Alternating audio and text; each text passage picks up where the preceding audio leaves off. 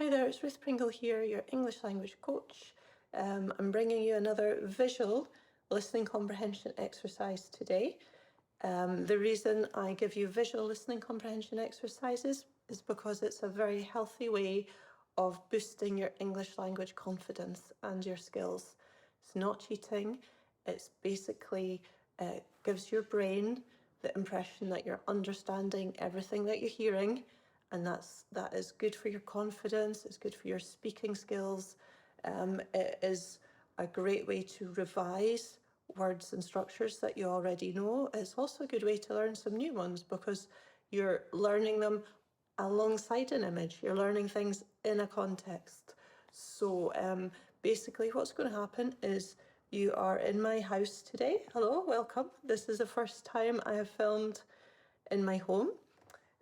Normally I'm either cycling around the Scottish countryside, sharing parts of Scotland with you, and sometimes I'm filming in the language teaching space, which is downstairs.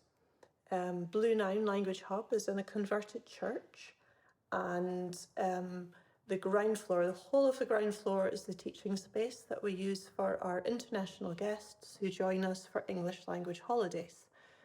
However, the first floor of the building is a flat, is converted into a small flat, and that's where I live with my partner, Kenny, and my daughter. So what you're going to see are some items on my kitchen shelf. Now, maybe you have a kitchen shelf a little bit like this.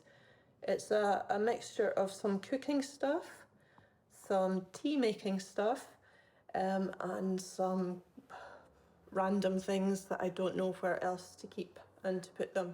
So I'm going to give you a little bit of a guide to the objects on this shelf, and it's a visual guide. It's a listening exercise, but like I say, when you listen and you can actually see what's happening, you can see the objects, great way of learning. Let me just tell you one thing to listen to in this film. I want you to listen out for the structure I use it for, ing. So let me give you an example. I was talking about cycling. I use my bike for visiting places in Scotland. I use my bicycle for keeping fit. I use my bicycle for taking my daughter for bike rides too. So I use it for, and then the next verb has an ing ending on it. Okay, after this video, when you've seen the contents of my kitchen shelf, why not try this yourself? Find a cupboard or a shelf in your own kitchen and pick 10 objects and either describe on camera if you want the practice and the revision, or just talking to yourself out loud what you use the different objects for. Okay, good luck with it. Once again, let me know if this format is useful. If it is, I can keep making more visual listening exercises for you. Just leave a comment. Okay, onto my shelf. In the first part of the kitchen shelf, so just for example, this is the whole shelf. You can see it's quite long. In the first part, I try to keep things for teas and coffees, and we've got a range of different things for drinking here. So let me just talk you through them. The first, you can see we've got some mint tea. We've got a lovely chai tea blend at the back, which I absolutely adore. If you don't know, chai tea is a black tea with lots of spices through it, including cardamom and cinnamon, and you cook it with milk and it's lovely. However, at the moment I'm trying not to drink black tea. I don't drink any caffeinated tea at the moment, so I've got a few options for non-caffeinated tea drinking. So I've got a rooibos here, and then you can also see this was a present for my daughter at Christmas time, and it's little pellets of drinking chocolate that you mix into hot milk to make your own hot chocolate, which she absolutely loves. If we move along here, you can see my jar of coffee. Hi. tend to drink 2 cups of coffee a day, and I do have them both within half an hour of each other in the morning. It's not the best habit, but it's how I like to take my coffee. Okay, and then there's a sort of combination, there's an overlap between the tea drinking and the food cooking. But you can see I've got a spaghetti jar. Inside this spaghetti jar, I actually have free from spaghetti because I eat an entirely gluten-free diet. I have an allergy to things like, well, to gluten basically, which is found in bread, it's found in flour, barley, what are the other ones, rye. There's lots of grains I cannot eat, they make me very ill, so I have to eat substitute food instead, including free from products. But to be honest, I try to limit them because they're quite processed. So I kind of try to substitute or supplement my diet with things that are more natural. As you can see here, I've got some mung beans. I use them for making salads, particularly in winter when there's not so much fresh food around. I've got a lovely tub of dried mixed mushrooms here, which I tend to use. I haven't used recently, but I tend to use them when I'm doing some Asian cooking. They're not so useful for British cooking, but if I do Chinese cooking or Thai cooking, I will use some of these dried mixed mushrooms. I've got next is an empty jar because I finished my red lentils last week. But behind them I still have some green lentils. I actually use lentils in cooking pasta sauces with vegetables because my partner's vegetarian and I eat quite a lot of vegetarian food in my diet too, so lentils are one of the staples in our house. Moving on, I've got a small box of Ukrainian chocolates here, which were given to me by a student. They're in front of an absolutely enormous jar of custard powder. I needed custard powder for something, I don't even remember what, and I ended up buying a big bag. This is probably a year ago, and since then I have had a giant tub of custard powder sitting in my kitchen. I don't really need it. Beside my custard powder, I have gluten-free self-raising flour and gluten-free plain flour. I use both of these a lot. This little jug we use every day. My daughter uses it for eating her breakfast cereal. So in the morning I pour milk into this jug and she helps herself to it. Let me just show you this because it's cute.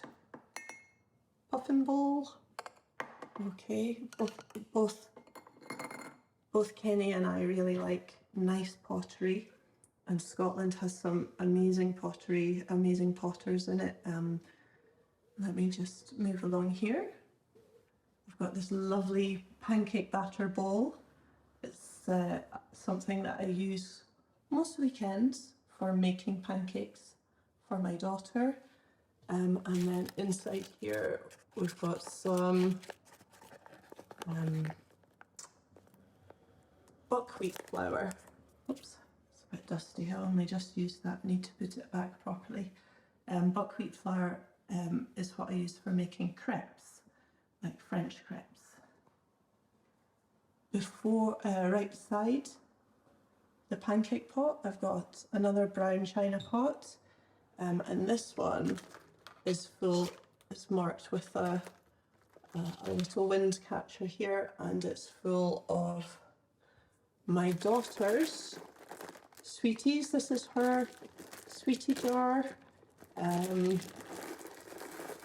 I don't know if you've heard of Jolly Ranchers, but they're very fashionable here in Scotland. They're an American import sweet. So you have different flavours, things that you don't often get, like including watermelon flavoured sweeties. So they are They're quite popular, just I think because they are different from what she's used to. This is the first unusual object for a Scottish kitchen. This is a little jar of horse chestnuts. So these are foraged. I've collected these from fields and walks. And the reason I collect them is because they're absolutely great for washing clothes. Basically, this jug beside my horse chestnuts has got a mixture of water and chopped up chestnuts inside it, and I use the liquid that makes for washing clothes. I like doing this because it saves on plastic. It reduces the amount of plastic packaging I use for doing my laundry. It's very effective, washes clothes perfectly, and they come out really soft, so you don't even need conditioner either. I don't know why everybody's not using horse chestnuts for washing their dishes. Okay, so now we've got a few random jars. As you can see, this one's got, I think, walnuts in it. This one has got dried mango rolled in spices, which I bought. I bought it a few months ago. I was very excited about eating my spicy mango, but actually it's a bit disappointing. The spice flavours are very faint. Sunflower seeds, desiccated coconut, which I use for cooking, and also if I'm making rice, sometimes I just throw in a handful into the rice to flavour the rice. At the back, you can see a book, the Pooh Corner cookbook. This was given to me when I was about 11, and it's one of my oldest possessions, and I loved it. I loved cooking with this book when I was younger, and I still keep it in my kitchen just to remind me of, you know, my early interest and passion for cooking. Okay, I don't know if you can see that well, but I've got another jar of nuts, this time pistachios. And then we move down into some kind of more strange objects. This, kind of getting into the medical section of this shelf. These are liquid iron sachets that I use because I get, I can get a bit anemic from time to time. So if I feel anemic, I just need to take one of these sachets and I feel a million times better. This jar here beside me, we call these the pickled people. I gave this to Kenny one Christmas, probably a couple of years ago. I got it in a, I got it secondhand in a shop called Remake in Crieff, which is really interested in providing arts and crafts materials to people. And for some reason, this little jar of people were available for sale. And I love them. I love how grumpy they look. So yeah, it's where else in the house could they be than sitting in a shelf with lots of other jars.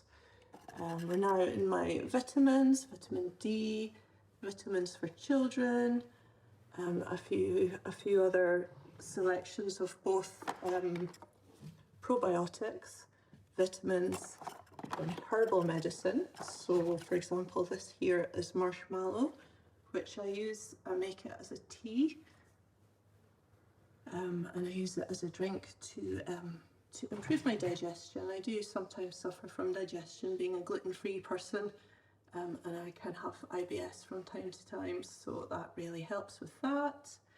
And then here we've got a carbon monoxide alarm, which is obviously used for keeping the family safe, making sure there's no fumes, no emissions in the space. And lastly, a pestle and mortar, which I use for grinding spices whenever I make a curry. Okay, so this is my kitchen shelf. It's for you to choose which vocabulary you want to remember, and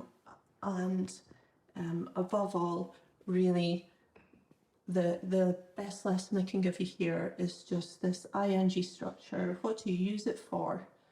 Now go into your own kitchen, have a practice.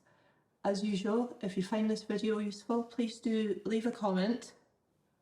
I'll keep making them as long as they're helping people, so if you leave a comment, I know that it's useful for you. Okay, see you next time, guys.